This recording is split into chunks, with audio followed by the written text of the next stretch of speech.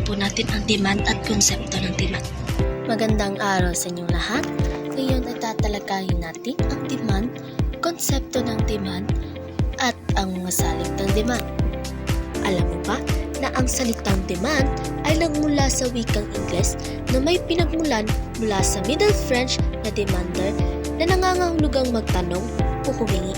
Sa konteksto ng economics, ang demand ay tumutukoy sa kagustuhan o pangangailangan ng mga mamimili na bumili ng isang produkto o serbisyo sa isang partikular na presyo at panahon. Ano nga ba ang demand? Ang demand ay tumutukoy sa dami ng produkto o serbisyo na nais at kayang bilhin ng mga mamimili sa isang takdang presyo sa isang partikular na panahon. Sa ekonomiya, ang demand ay may kaugnayan sa presyo ng isang produkto. Kadalasan, habang mas mababa ang presyo ng produkto, mas mataas ang demand dito. At habang tumataas ang presyo, bumababa naman ang demand.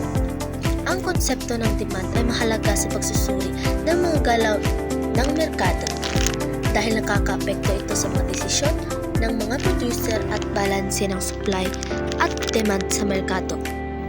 Mayroong dalawang konsepto ng demand at ito ay ang quantity demanded at law of demand. Ang quantity demanded o dami ng demand, tumutukoy ito sa tiyak na dami ng produkto o serbisyo na kayang bilhin ng mga mamimili sa isang partikular na presyo sa isang takdang panahon.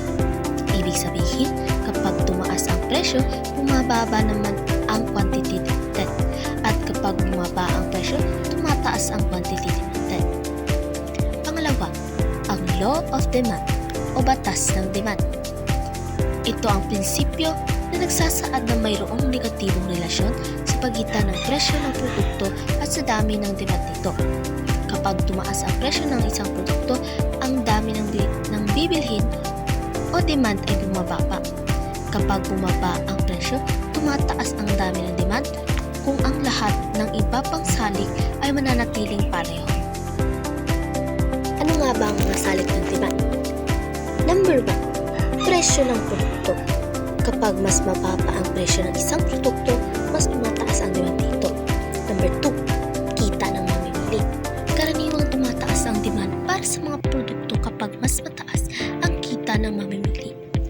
Number 3, panlasa at kagustuhan ng mamimili. Kung patok puso ang isang produkto, tumataas ang demand dito. Number 4, presyo ng mga kaugnay na produkto, mga komplementaryo o complementary goods. Ang mga produkto na ginagamit ng sabay ay may epekto sa demand ng bawat isa. Mga kapalit o substitute goods. Kapag tumaas ang presyo ng isang produkto, maaaring tumaas ang demand para sa mga kapalit nito. Number 5, inaasahan ng mamimili sa hinaharap.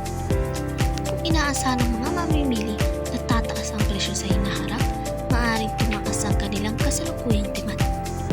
At yan lamang ang mga salik ng demand. At dito nagtatapos ang ating talakayan tungkol sa demand, konsepto ng demand at mga salik ng demand. Ngayon, kumuha ng isang buong papel at sagutan ang mga katanungan. At dito nagtatapos ang aking pagtatalakay sa demand at konsepto ng demand. Sana ay marami kayong natutunan sa leksyong ito. Muli, ako nga pala si Kyle Angela May Bibabia mula sa Grade 9 Tactful. Maraming salamat!